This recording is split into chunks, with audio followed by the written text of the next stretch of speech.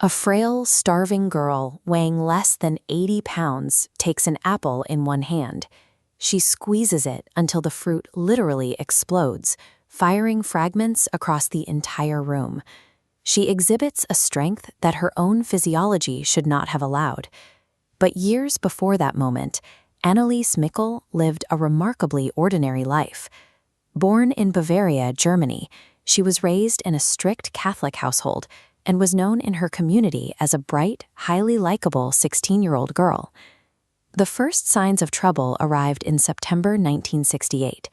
Anneliese experienced a sudden loss of consciousness. Later that same night, she felt a heavy, crushing pressure on her chest, completely pinning her to her bed. Before the sensational headlines and the horrific recordings, this was simply a terrifying medical mystery. Her parents were a normal family facing a sudden illness, fully expecting that a doctor would examine her and fix the problem. Following a second severe episode 11 months later, her mother immediately pivoted to medical professionals. She took Anneliese to their family doctor and eventually to a neurologist. The doctors ran extensive physical examinations. They hooked her up to an EEG to map her brain activity.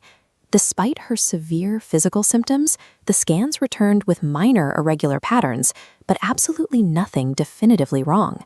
Lacking a clear diagnosis, the medical team hypothesized that Anneliese might be suffering from a form of seizure. They prescribed an anti-seizure medication called Dilantin to manage the episodes.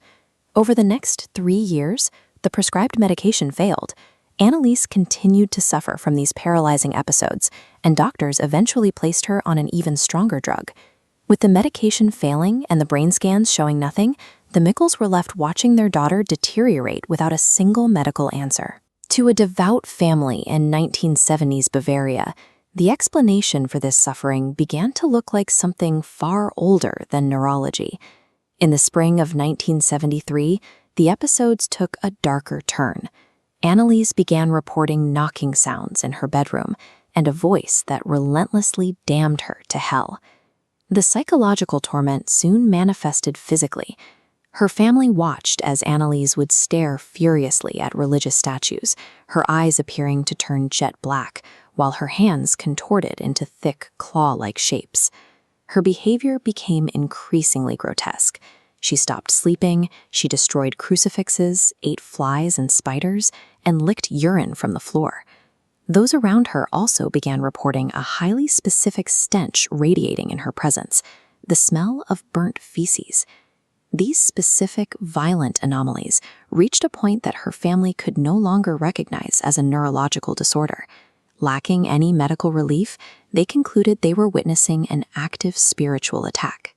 Exhausted by medical failures, the family requested help from a Jesuit priest. Eventually, the local bishop agreed that Anneliese's suffering required a religious intervention, a formal rite of exorcism. The scale of this intervention was massive.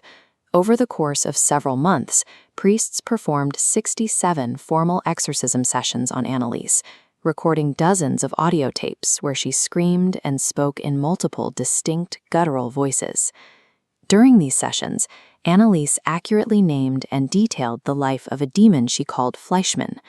Fleischmann was a real, disgraced 16th century priest. It was a piece of obscure historical data she had no known way of accessing. But the ultimate consequence of these sessions proved fatal. Convinced she was possessed, Anneliese claimed she was not permitted to eat and actively refused medical attention. On July 1, 1976, she died of starvation at the age of 23. She weighed exactly 68 pounds. Her parents and the priests placed their entire faith in the exorcisms. By replacing her medical care with religious rites, they inadvertently set the stage for her death. 2 years later, the German government charged Anneliese's parents and the 2 priests with negligent homicide. The 1978 trial became a highly publicized collision between scientific reality and religious belief. The prosecution argued that Anneliese suffered from a delusional psychosis, a condition they claimed was worsened by her epilepsy medications and exacerbated by the exorcisms themselves. This diagram shows microscopic damage left by severe epilepsy. Pathologists conducting Anneliese's autopsy found 0 microscopic damage. Her physical state created other biological questions. Her pupils were unusually dilated, and despite starving, her autopsy revealed an absence of internal ulcers found on starvation victims. These autopsy results presented a conflict that science couldn't reconcile. The biological facts on the table did not align with the diagnosis presented by the state. The court ultimately sided with the prosecution, finding all 4 defendants guilty of negligence. The judge ruled that Anneliese was unable to make decisions for herself and should have been forced into medical care. We are left to weigh the evidence for ourselves.